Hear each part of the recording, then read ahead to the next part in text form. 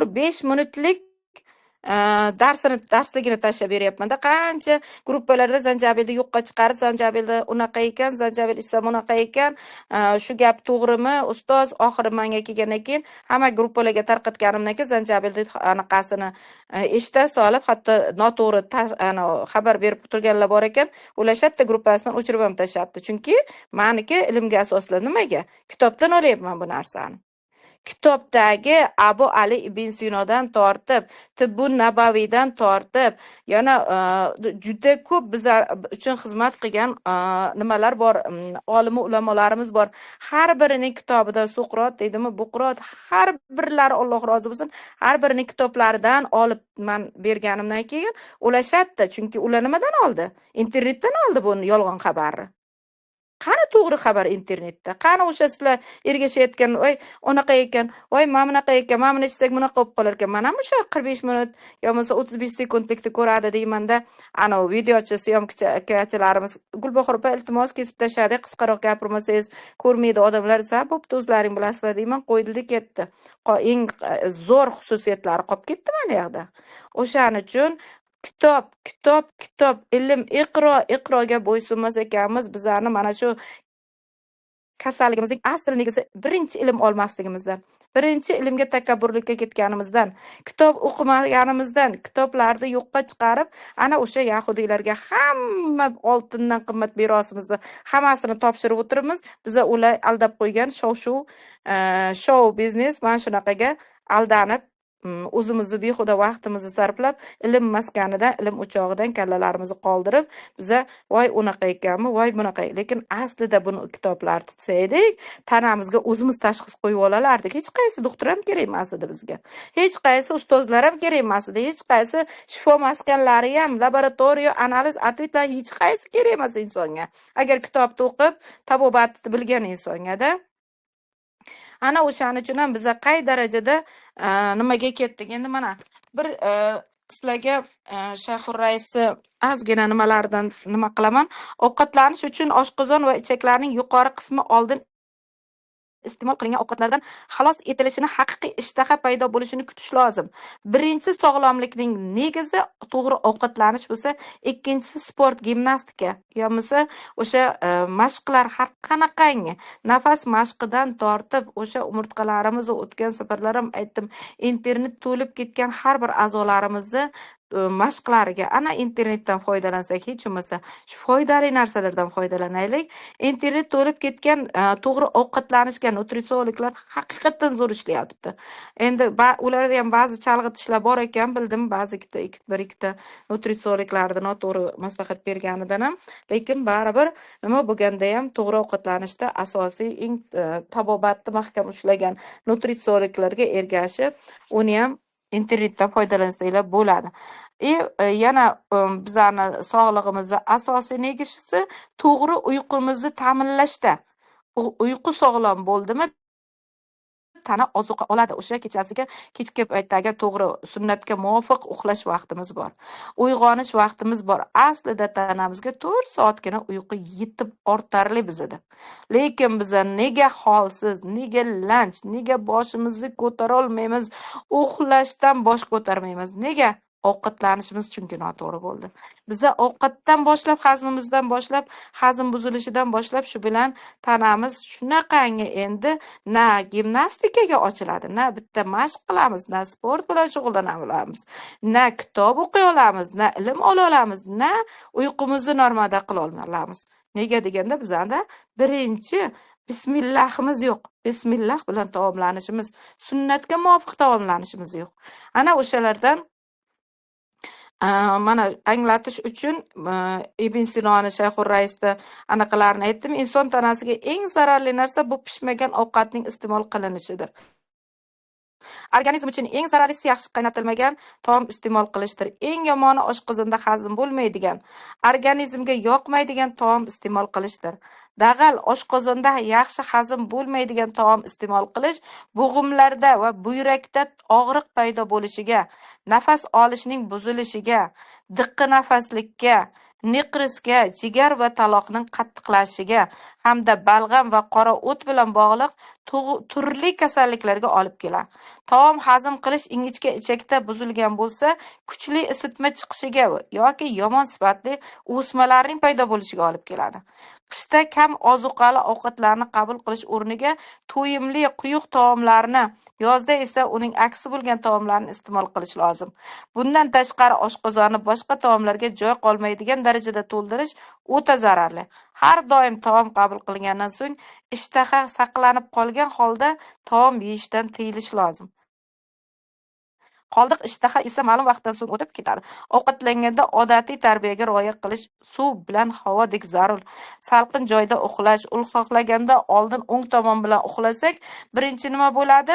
Yuragimiz bilan chap tomonda taloqlarimiz hammasi oshqozonimiz o'ng tomonga osilib, jigarimiz partoshakday o'ng tomonga osilganda, bir oshqozonimiz o'ng tomonga, ya'ni oshqozonni ichidagi ovqatlar ham 12 barmog'li ichakka qarab hazm bo'lib oqishi va buni undan keyin yana bir pas muddat o'tib chap tomonga bir ozdan so'ng chap tomonga o'girildikmi, o'sha paytda jigaram yo bo'lmasa oshqozonni ikkinchi tomonida turib qolgan ovqatlar chap tomoniga o'tib, og'ib, uxlaganimizda ovqat oshqozonda bir mundoq o'ylasa qo'zg'ab oldik va biz buni oqibatida bizda oshqozon aslida soat quyosh cho'kdimi, quyosh o'zini yotog'iga yotdimi, ovqatlanishdan cheklanishimiz kerak. Yengil ovqatlar. Ozgina suyuq bo'ladimi, yo bo'lmasa salatlar bo'ladimi, mevalar bo'ladimi, sabzavot bo'ladimi, yo bo'lmasa sok, kompotlar bo'ladimi? Mana shunaqalar bilan cheklanishimiz oshqozonimizni o'zi aslida sog'lom ushlashimiz negizi. Chunki quyosh energiyasida ovqat hazm bo'ladi. Oy energiyasida ovqat hazm bo'lmaydi. Hozir nega yoshlarimiz kechasi yig'ilib olib, kechasi bilan hatto 11 bo'lib ketadimi, 12 bo'lib ketadimi, o'sha fast foodlardan bosh ko'tarmay kapalab yeydi. Qanday qilib bu oshqozon ertaga bizga sog'lom ishlab bersin?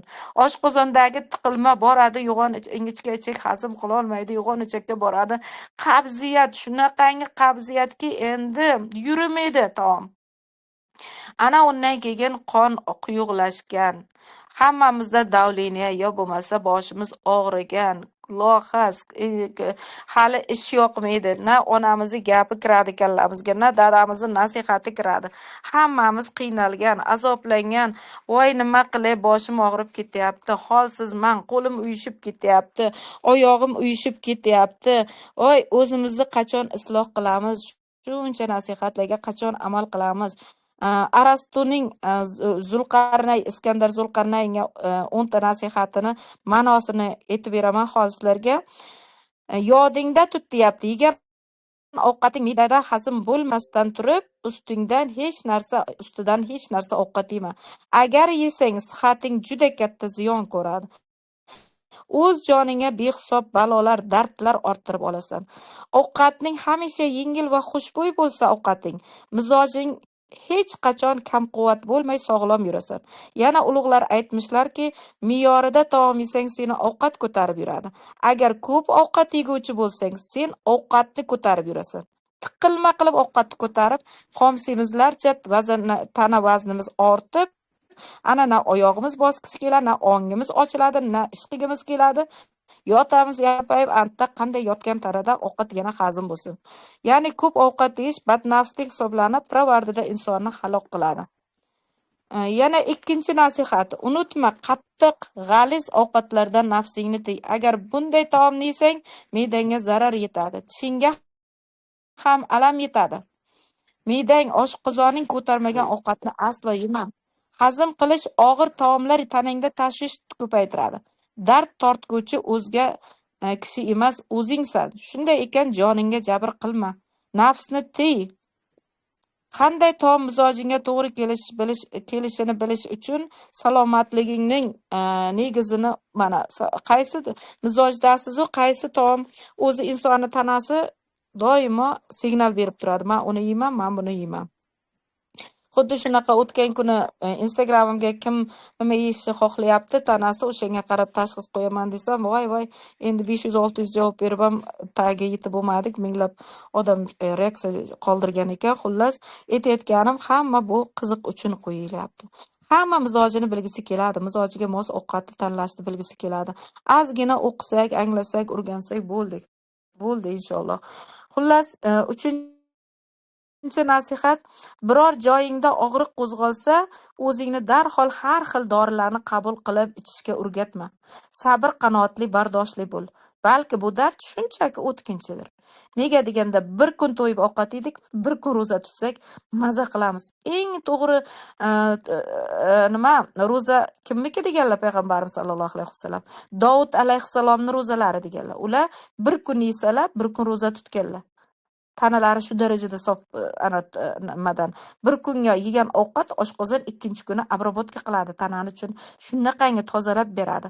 Hech qanaqa dard ko'tarib yurmaymiz. Og'ir ovqatni ko'tarib yurmagan inson hech qachon dard ko'tarib yurmaydi. Darddan aslo qo'rqma. Agar sen badaningni har xil doriga o'rgatib qo'ysang, bu eng yomon illatdir. Dori ta'sirida tanamiz ishlashni boshlaydi xolos. Negaki badaningning biror yeri og'risa, avval qabul qilgan doringni yana qabul qilmaguningcha sihat topolmaysan. Shuning uchun ham bunday azob va ko'rguliklarga duch kelmaslik uchun har xil dorilardan voz kech. Har xil ovqatlardan, odatlardan saqlan. 4-chi nasihati. Arastuning nasihatini sizlarga o'qib beraman.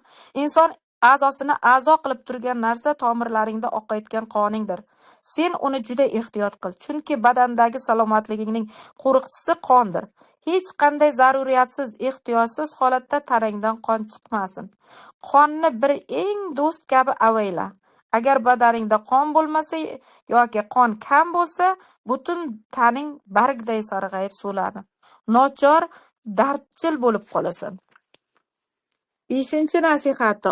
Oqil kishi bo'lib, navbatdagi nasihatimga quloq sol deyaptilar. Podshohga Arastu nasihat qilyaptilar. Taningda balg'am paydo bo'lsa, uni bartaraf qilish chorasini ko'r. Qayd qilib bo'lsa-da, bu illatdan qutulishga harakat qil. Mana dori ichmasdan ham bitta zardob bilan qusib olish qanchalar insonni yengillashtiradi.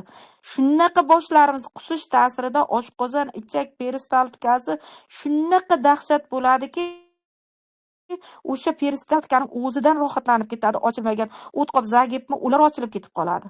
Bittagina zardob bilan qayta qusishimiz natijasida ham zardobni o'zi ham yo'llarni ochib o'zi tozalab beradi, o'zi aslida ichganimizda ham. Qusganimizda ham. Mana shu qayd qilish haqida gapiryaptilarki, taningda balg'am paydo bo'lsa, uni bartaraf qilish chorasini ko'r. Qayd qilib bo'lsa-da, bu illatdan qutulishga harakat qil. Balg'am kuchayib ketsa, turli og'ir dardlarga duchor bo'lasan. Ya'ni hozir hakimlarning bayon qilishlaricha, balg'amning ko'pligi nafas yo'llari va a'zolarini yallig'laydi. Yo'tal kuchayadi, ko'ngil ayniydi. Hazm sustlashadi, qabziyat bino bo'ladi. Jig'ildon qaynoshi vujudga keladi. Darmonsizlik, oyoqlarning qalqib og'rishi, bosh gangishi, quloq chinqirishi avj oladi.